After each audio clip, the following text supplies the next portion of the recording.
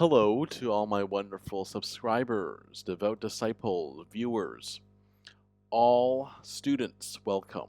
This is your Master GongSun.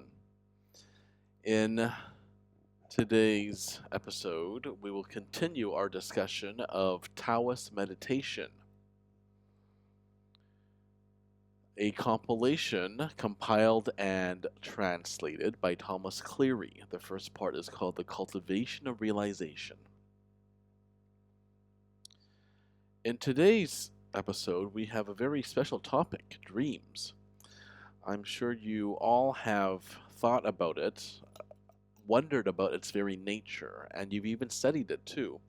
If any of you have taken psychology like I did, as that was my major when I was in college, then you'll know all about the various theories of dreams.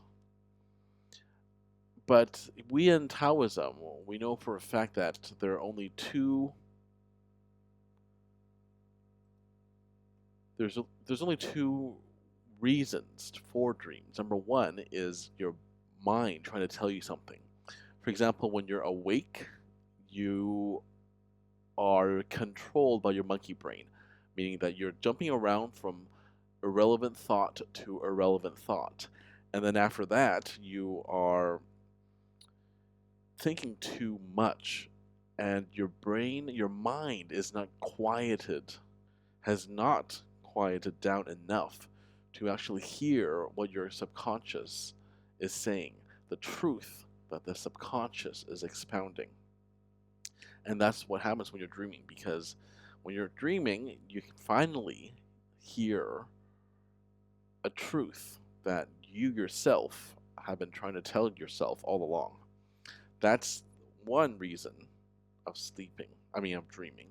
Number two is actually, it's for astral projection, meaning our souls will wander around and see not just the physical realm, but we can go to other places, the non-physical realms of existence.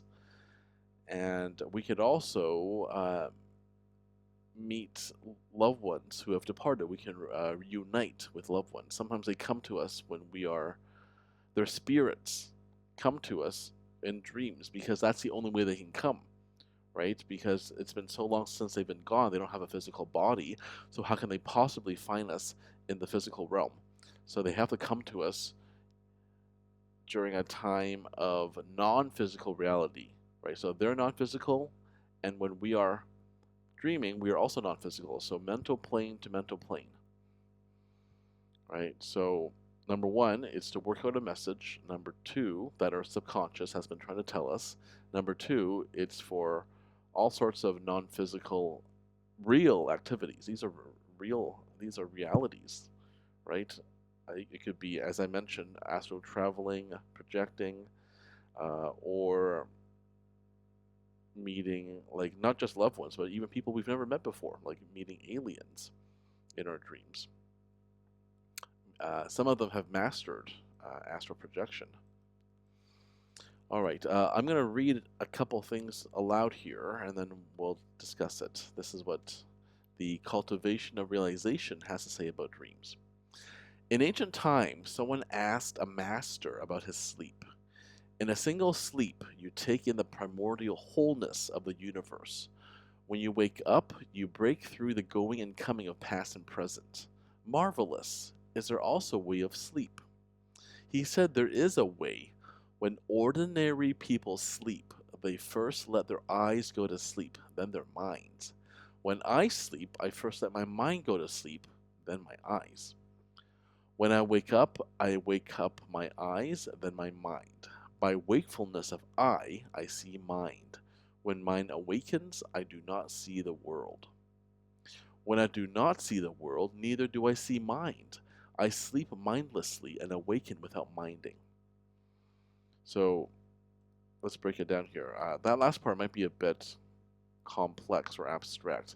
I awaken without minding, it means that I awaken, but my mind, my consciousness is not there. I am not aware of having woken up. Right? I'm just like a robot. Just like a robot, I temporarily have no spirit, right? Because I'm not paying attention. The questioner asked, if I want to learn to be unminding, how can I do so? The master replied, don't notice mind when dealing with objects, and don't notice objects when dealing with mind. That is all I know. How could I know anything else? When you wake up, there's nothing to know. The more you know, the more tired the mind. Yes, quite profound here. Don't notice mind when dealing with objects, right? So essentially, don't notice objects when dealing with mind. What was it saying? It's saying that we should not multitask. We must focus our attention on one thing at a time and don't do more than that, or else you won't get the full experience. Alright, this has been your Master GongSun. Lots to think about. As usual, keep living in alignment with the Tao.